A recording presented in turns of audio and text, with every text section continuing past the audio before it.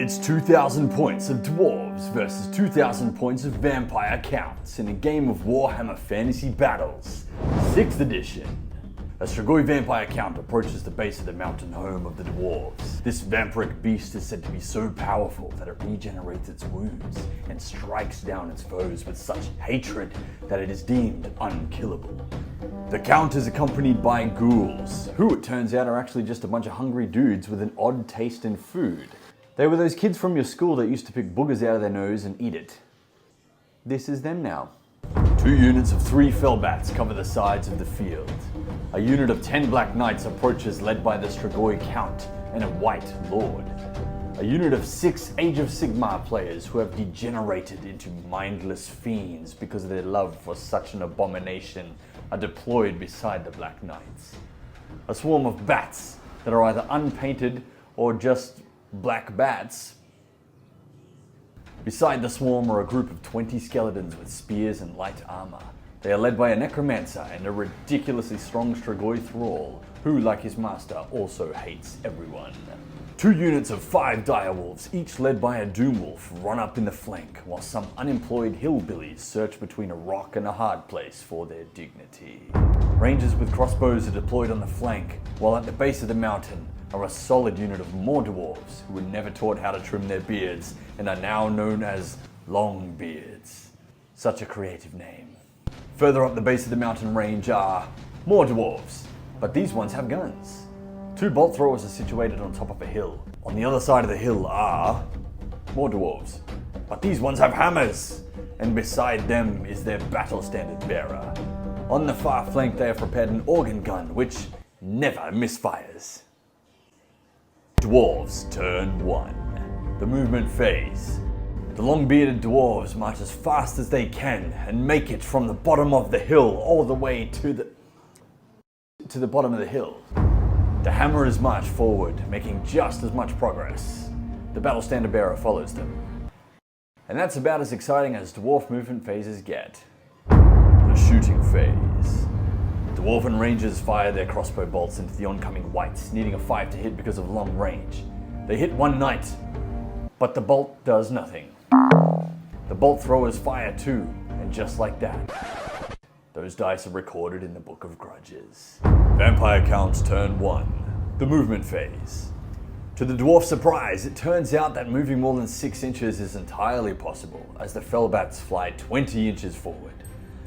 Your booger-eating acquaintances from school hunger for dwarf flesh now as they march forward, while the Black Knights march only 12 inches because apparently a super strong vampire can't move as fast as a dead horse. The Age of Sigmar players who dumped all their savings into 1 or 2 models have not been able to pay their water bill in weeks, and so they rush forward to drink from a pond, satisfying their need for water, but not satisfying their need for a good tabletop game. The bat swarms wheel. Why are skirmishers wheeling? Perhaps because we didn't read the rules. The skeletons move forward 4 inches, being too far from the general to march, and the ghouls and direwolves run past them. The hillbillies continue their search for dignity, a seemingly impossible quest, while the other fellbats fly over the mountain pass. The magic phase. The Strigoi Vampire General casts Gaze of Nagash on the Longbeards, getting 8 strength 4 hits. We wound on 4s. 4 wounds, but their beards, which literally cover 80% of their body, deflect the bolts of dark magic, saving 2 of them. But the other 2 dwarves' beards were not long enough, and they would be dead if it were not for the battle standard bearer, giving them a ward save against magic missiles, which they succeed on. The Strigoi attempts to cast another spell, Curse of Years, but he is distracted by one of the Age of Sigmar players he overheard saying, "Age of Sigmar is the best thing that happened to fantasy," a sentence of pure blasphemy. Dwarves Turn 2. The movement phase. The hammerers move towards the pond. That is all. The shooting phase. The organ gun, crafted by the finest dwarf engineers, capable of pulverizing entire units of troops. The gun that you can rely on, fires at the skeletons. Misfire! And is inoperable for 2 turns. A bolt thrower fires into the Black Knights and completely misses the giant unit. The second bolt thrower fires into the Whites and impales one of them. The sheer force and speed of the bolt pierces through the ranks and impales another.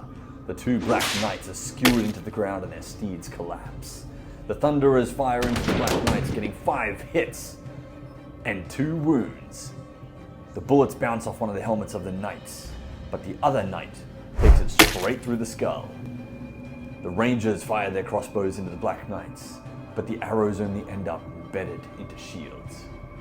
Vampire Count's turn 2, the movement phase. Bat swarms charge into the flank of the Hammerers, who do not fear but embrace a much anticipated battle, while the Black Knights forget that apparently hulking vampires can't keep up with muscleless horses, and fail to make the charge against the Longbeards. The Fellbats fly behind the Dwarves, up to the entrance of the Dwarves' mountain home, while your old classmates march forward, hoping to feast on something tastier than boogies. The Age of Sigmar players hear the Dwarves speak pure truth, such as, "Sigmar meeting a magic dragon in space is terrible, right?" which angers the degenerates, and they swim through the pond ready to fight for their delusions. The Skeletons, Vampire Thrall and Necromancer walk forward, and the Ghouls move into the woods. The Direwolves run up beside the woods, and the Hillbillies step out onto the green, continuing their endless search. Lastly, the other Fellbats make the organ gun operators regret their life decisions as they move close. The magic phase. The Necromancer attempts to summon 3d6 skeletons on an 11+, but the dice gods are not pleased. The Strigoi General attempts to cast Gaze of Nagash, but he sucks at magic. He wants to fight. He wants to regenerate. He wants to reroll attacks. Come on! The combat phase. The massive bat swarm shrieks as it rips shreds into the Hammerers, getting 14 hits and 1 wound. A couple of bats manage to claw a single dwarf's face off as he fails his armor save. The Dwarf Lord smashes bats left, right, and center with his rune that gives him a +1 to hit, and the rune of cleaving that gives him +1 strength, which means he hits and wounds on 2s. Holy shit. With 4 hits, he does 3 wounds to the Great Bat Swarm.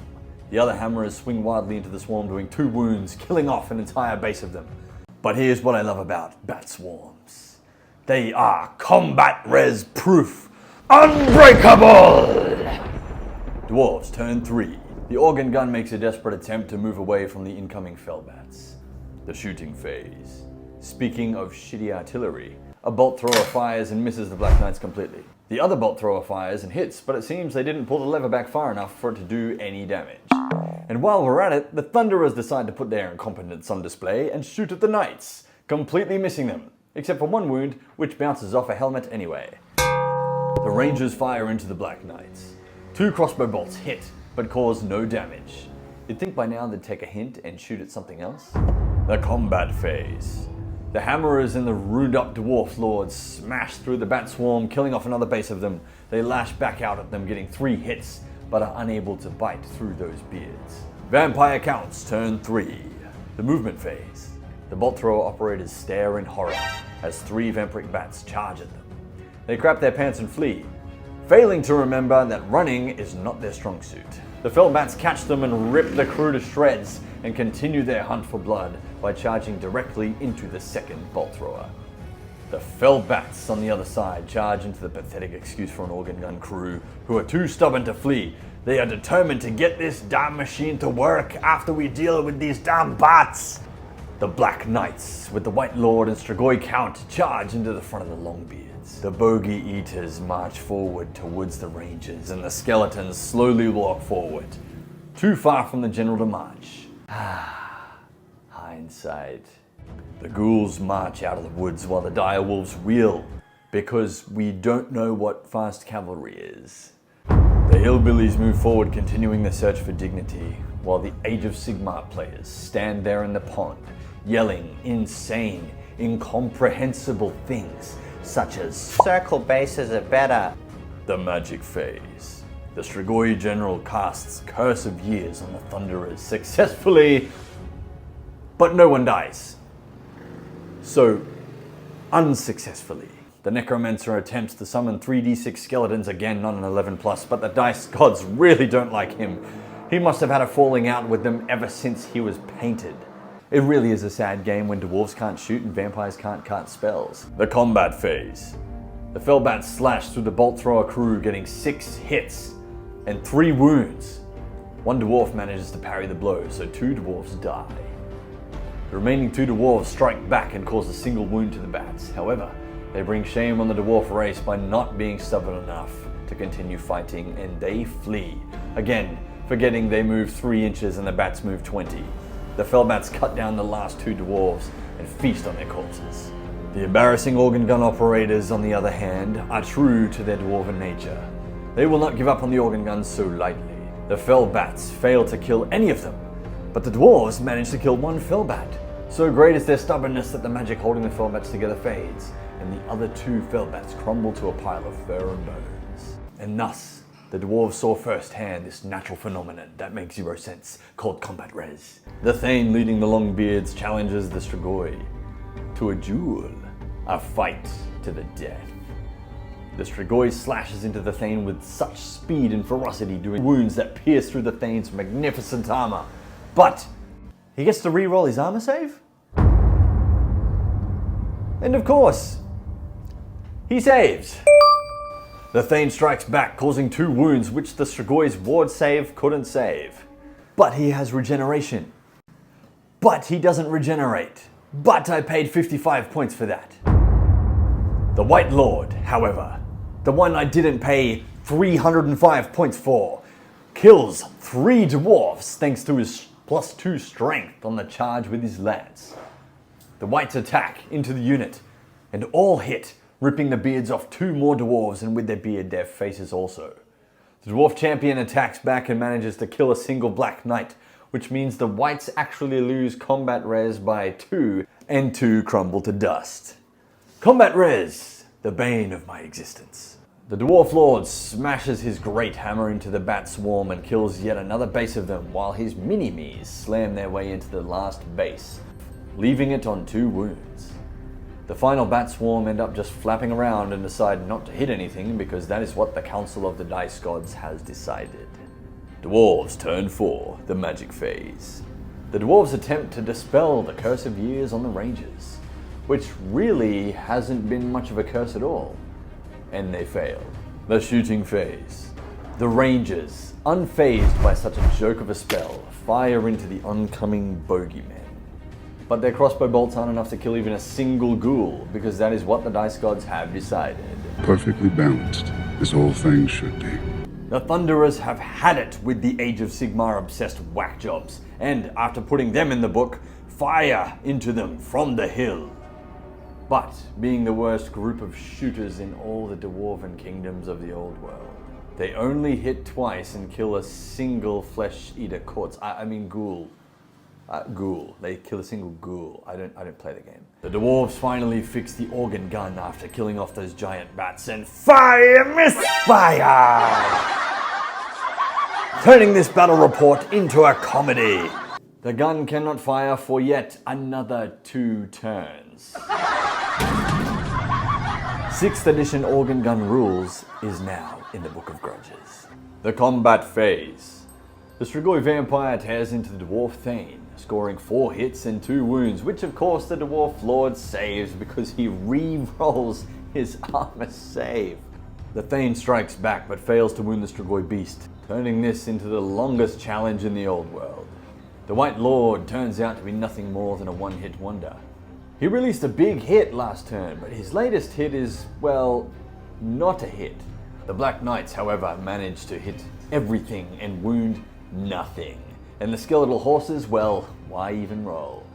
The Longbeards smash through the Whites, killing the champion and the musician, leaving only the Vampire General, a White Lord, and the Standard Bearer. Nope, wait, they're all dead now too because of combat res.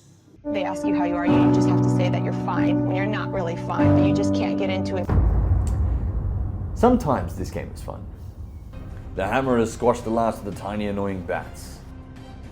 The bullshit phase. Yes, the bullshit phase, because the general is dead. At the end of the turn he died. We must now make leadership tests for every undead unit, and each point they fail the test by, they take a wound. The magic holding the skeletons together endures, but it definitely does not for one unit of direwolves who disappear entirely.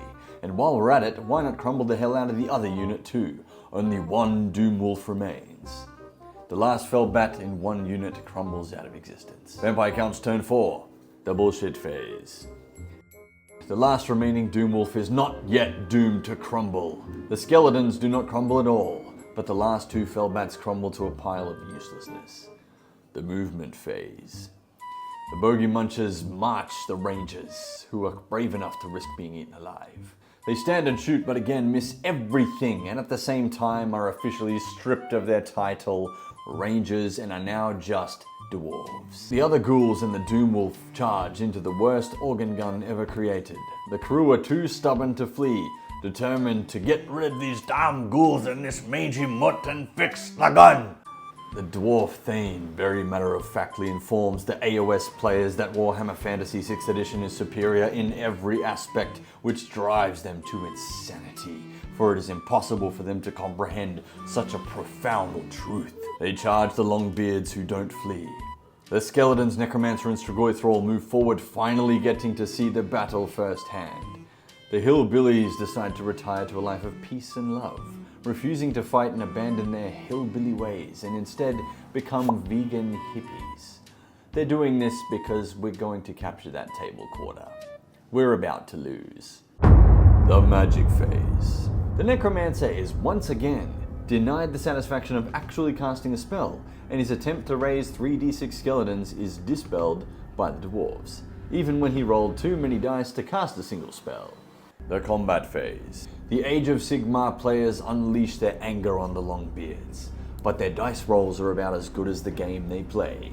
They do, however, in their anger and hatred for good tabletop games, manage to kill 2 Longbeards. The Thane and the Champion annihilate the Age of Sigmar players the same way Games Workshop annihilated Fantasy.